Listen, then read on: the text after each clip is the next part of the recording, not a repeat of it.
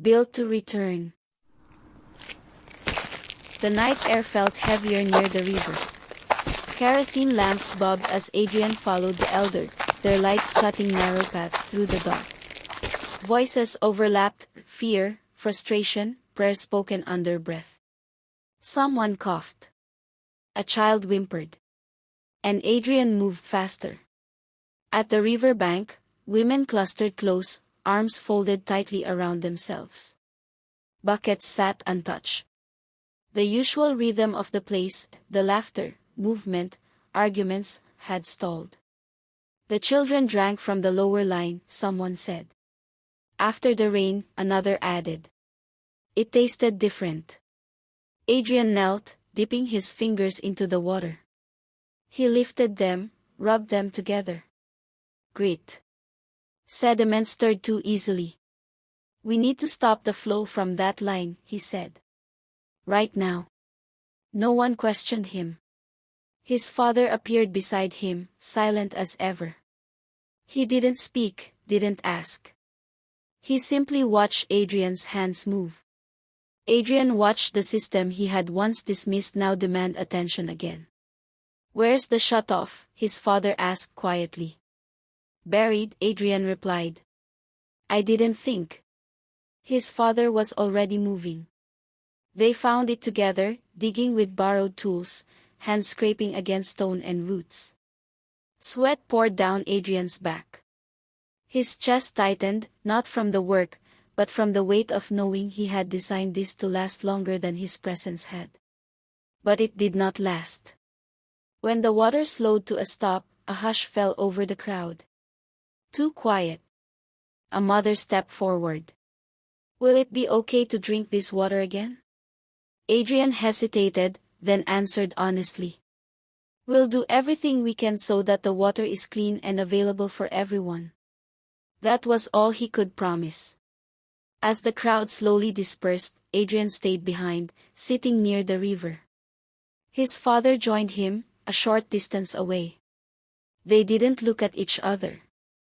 Some of the people think that you shouldn't be the one helping with this, his father said. Adrian lowered his head. I don't know if I should either. I think you are the one who should help, his father said. So let your work defend you. Adrian exhaled. I'll do my best. That's all I can give. They worked through the early hours of morning, no words, no planning meetings, just labor. Adrian crawled beneath pipes, inspected joints, traced the system's failures and began planning a system overhaul.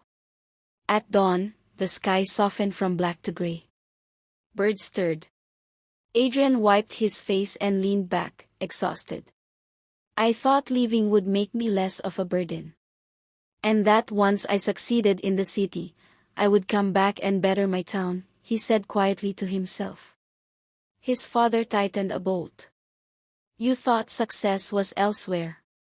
I thought purpose was elsewhere, Adrian replied. His father paused, then said, purpose resides where responsibility is. They tested the line again. A thin stream sputtered, uneven but clean. Adrian closed his eyes.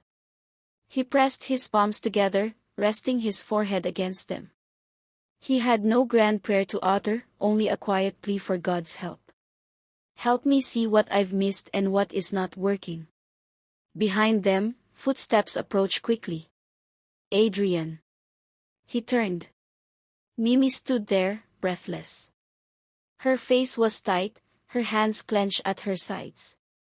The elders want to talk, she said. Now. Adrian straightened slowly. Talk about what? She hesitated. It's about whether you should be here at all. Doing all this. Adrian glanced at the unfinished work, at the barely flowing water. Then at his father who had already returned to tightening bolts without looking up. He nodded once. Then let's talk. As they walked toward the mango trees, Adrian felt the weight of every choice he had ever made pressing on him. He had come back to town to lay low. Instead, everything was rising to the surface like the river that had welcomed him back to town.